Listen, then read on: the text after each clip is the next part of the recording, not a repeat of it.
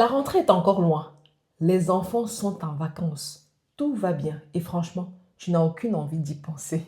Je comprends. Mais je vais te dire une chose. Ce que tu fais maintenant, plusieurs semaines avant, peut transformer complètement ta rentrée. Et ce n'est pas d'acheter des cahiers. Parce qu'il y a deux préparations pour la rentrée. Celle qu'on connaît tous, les fournitures, les papiers, la logistique. On a une autre vidéo sur le sujet que je t'invite à aller regarder d'ailleurs. Et une autre dont personne ne parle, qui se joue bien avant et qui fait toute la différence, la préparation de fond. Aujourd'hui, on parle de celle-là. Reste jusqu'au bout parce que je vais te donner les 4 choses à faire en amont, tranquillement, pour que la rentrée se passe vraiment bien. Bonjour et bienvenue sur la chaîne Génération Champion. Ici, on aide les parents à anticiper au lieu de subir. Alors abonne-toi et on y va. Premièrement, faire le bilan de l'année passée. La première chose à faire en amont, c'est celle que presque personne ne fait. Le bilan de l'année passée. Et c'est peut-être la plus utile parce que la meilleure façon de bien préparer une année, c'est de comprendre ce qui a marché et ce qui n'a pas marché l'année d'avant. Sinon, on repart à zéro et on refait les mêmes erreurs année après année. Alors, prends un moment tranquillement cet été et pose-toi quelques questions honnêtes sur l'année écoulée. Qu'est-ce qui a bien marché? Une routine qui fonctionnait? Un moment de la journée qui roulait? Une organisation efficace? Une habitude de travail? Ces choses-là, garde-les, elles sont précieuses. Ne casse pas ce qui marche. Maintenant, qu'est-ce qui a coincé? Les matins chaotiques, les devoirs qui viraient à la bataille, le coucher trop tard, la logistique impossible, le manque de temps. Identifie honnêtement les points de friction de l'année passée. Et pour chacun, demande-toi, qu'est-ce que je pourrais faire différemment cette année? Souvent, un seul changement bien ciblé règle un problème qui t'a pourri toute une année. Par exemple, préparer les affaires la veille pour les matins calmes, un petit ajustement, un gros effet. Et fais ce bilan aussi avec ton enfant selon son âge. Demande-lui comment il a vécu son année, ce qu'il a aimé, ce qui a été dur, ce qui lui a manqué, ce qu'il aimerait pour cette année. Tu vas apprendre des choses, parfois surprenantes, et il se sentira écouté et acteur. Ce bilan, ça prend 1 heure et ça peut t'éviter une année entière de galère. C'est le meilleur investissement de préparation que tu puisses faire. Deuxièmement, réhabituer le corps en douceur et en avance. Deuxième chose à anticiper, et c'est physiologique, le rythme. Parce que le choc du changement de rythme est l'une des grandes causes de rentrée difficile. Pendant les vacances, tout a sauté. Les couchers tardifs, les levées tardifs, un rythme complètement relâché. C'est normal et c'est bien. Les vacances sont faites pour ça. Le problème, c'est de passer brutalement de ce rythme relâché au rythme scolaire, du jour au lendemain. Un enfant qui se lève à 10 heures pendant 2 mois et à qui on demande un matin d'être debout à 7 heures et concentré toute la journée, il encaisse un vrai choc. Résultat, fatigue énorme, matin en larmes, enfant à cran, mauvaise adaptation. Alors la clé, c'est d'anticiper ce recalage. Environ 1 semaine à 10 jours avant la rentrée, commence à recaler doucement les horaires. Par étape, bien sûr, de 15 à 30 minutes, progressivement. Chaque jour, on avance un peu le coucher et le lever jusqu'à retrouver le rythme scolaire.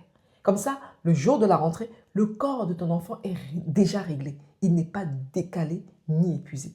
Ça change complètement la première semaine. On l'a vu dans la vidéo sur survivre au début de la rentrée.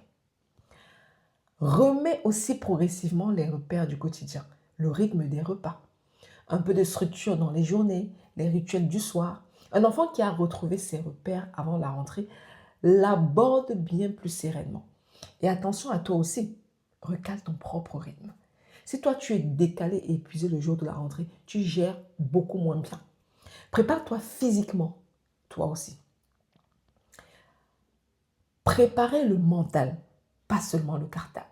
Troisième chose, et c'est celle qu'on oublie le plus, préparer le mental et le cœur de ton enfant bien avant le jour J. Parce que pour beaucoup d'enfants, la rentrée génère de l'appréhension, la peur de l'inconnu, d'une nouvelle classe, d'un nouvel enseignant, parfois d'une nouvelle école, la peur de ne pas y arriver, de ne pas avoir d'amis. Cette anxiété est réelle et elle monte souvent dans les jours qui précèdent.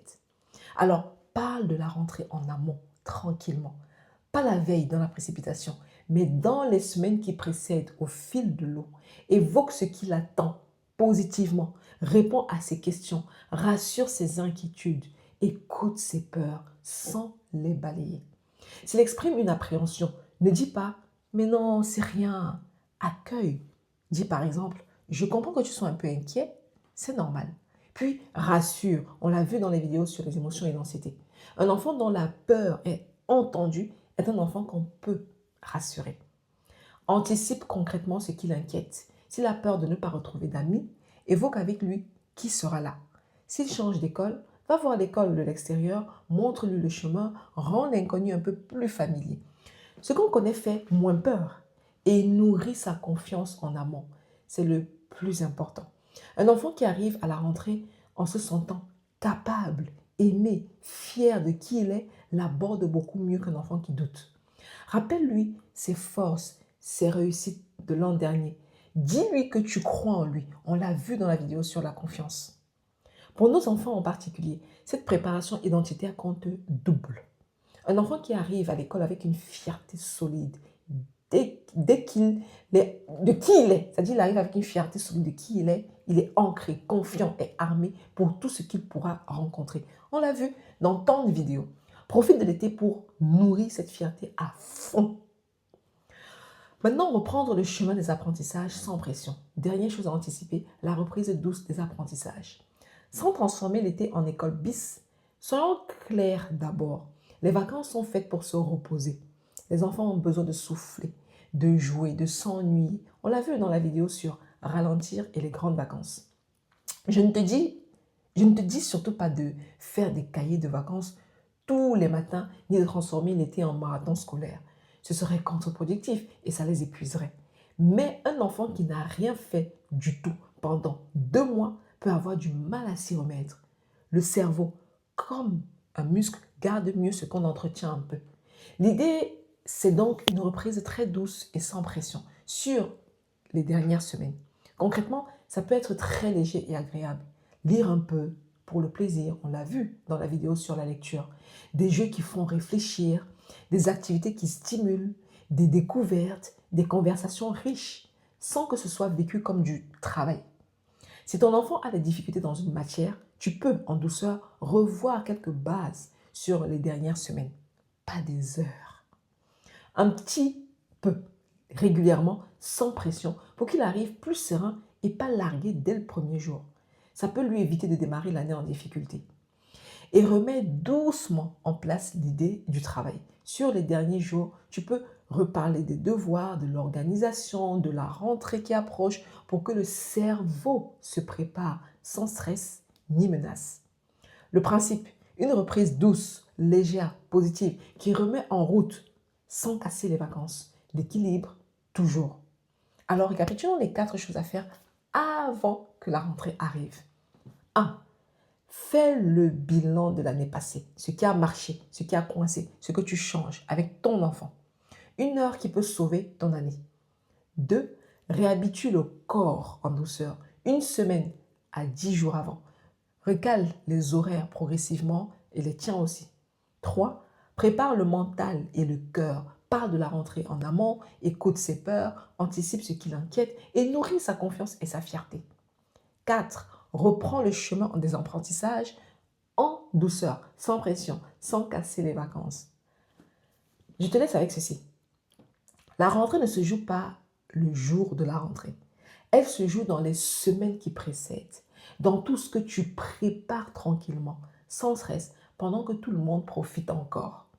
Et le plus beau, c'est que cette préparation-là ne demande ni argent, ni effort énorme.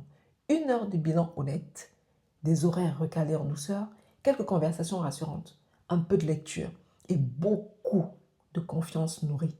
Ces petites choses faites en amont transforment une rentrée subie en une rentrée sereine pour ton enfant et pour toi. Alors profite encore de l'été pleinement, mais garde ces 4 choses en tête. Ton toi du mois de septembre te dira merci. Dis-moi en commentaire, c'est quoi le truc que tu veux changer cette année par rapport à l'année dernière? Fais ton bilan avec nous, on s'inspire. Abonne-toi pour la suite, on construit cette génération de champions ensemble. Et je te laisse une autre vidéo juste ici que je t'invite à aller regarder. D'ici là, prends soin de toi, prends soin de tes enfants et à très vite.